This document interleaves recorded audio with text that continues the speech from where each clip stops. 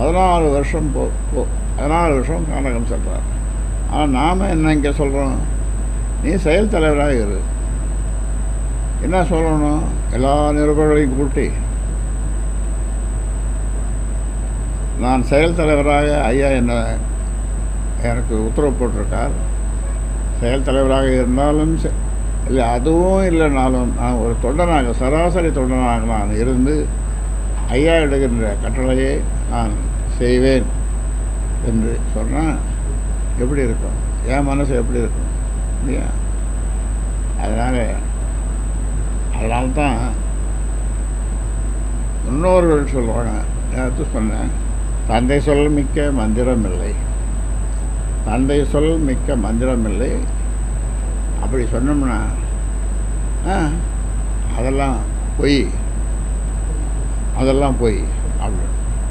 இது இப்போ இன்று நேற்று ஏற்பட்ட வார்த்தைகள் அல்ல, பழமொழி அல்ல, பழைய 2026 அப்புறம் 26 வரையும் நீங்கள் தான் தலைவராக தொடருவீங்க ஐயா.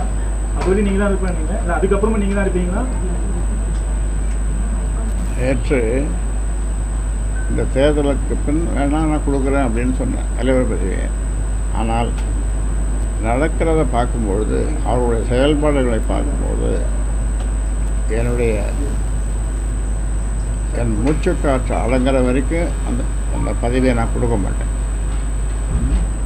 அதனால் ஏன்னா நான் ஏற்கனவே சொல்லியிருக்கிறேன்,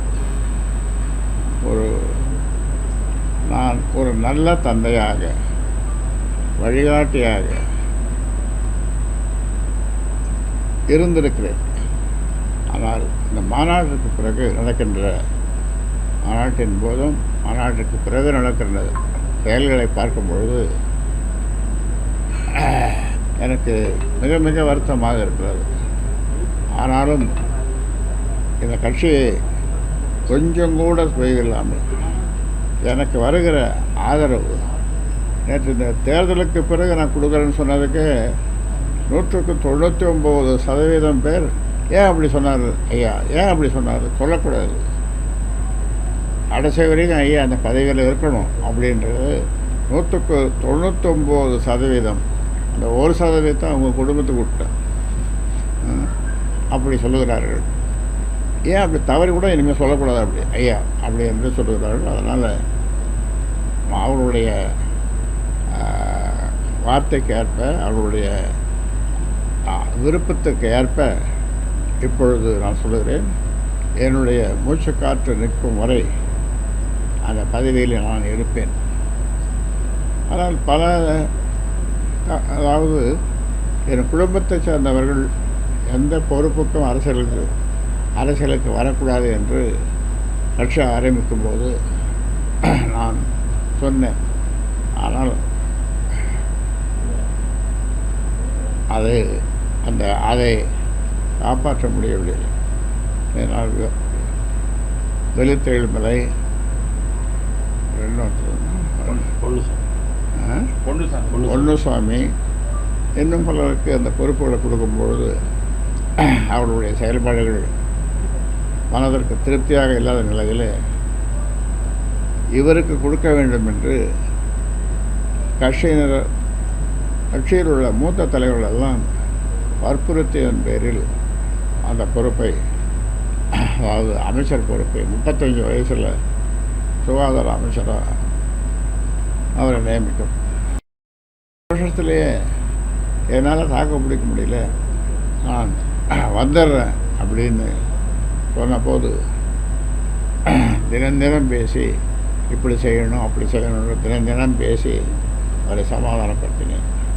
அதன் பிறகு 2.5 வருஷம் நல்லா செய்தார். உலக அளவில் நல்ல விருதுகள்லாம் வாங்கினார். ஆனாலும் இப்போ தந்தைகிட்ட விருது வாங்கணும் இல்லையா? தந்தைகிட்ட ஒரு தந்தையை மதிக்கணும், தந்தை தாயை மதிக்கணும். அது சொன்னாலே அவர் கோபம் வருது. அதான் celebrate your parents when they are alive or with you. அதாவது தந்தை தாயை மதிக்கணும், அவங்க சொல்படி கேட்கணும், தந்தை தாயை மகிழ்ச்சியாக வைத்திருக்க வேண்டும். இதை வார்த்தையை நீங்கள் அவர்கிட்ட சொன்னீங்கன்னா நான் மகிழ்ச்சியாக தான் வச்சுருக்கேன், நான் மகிழ்ச்சியாக தான் வச்சுருப்பேன் அப்படின்றார். எப்படி மகிழ்ச்சியாக வச்சுருப்பார்? மைக்கை தூக்கி அடிக்கிறவர், பாட்டிலை தூக்கி தாயை அடிக்கிறவர், இது மகிழ்ச்சியாக வைக்கிற இதுவா? தருமபுரி சேலம் போகும்போது நான் போகும்போது மைக் வச்சு பேசக்கூடாது, 200 பேருக்கு மேலே கூடக்கூடாது. என்னை பார்க்கணுன்னா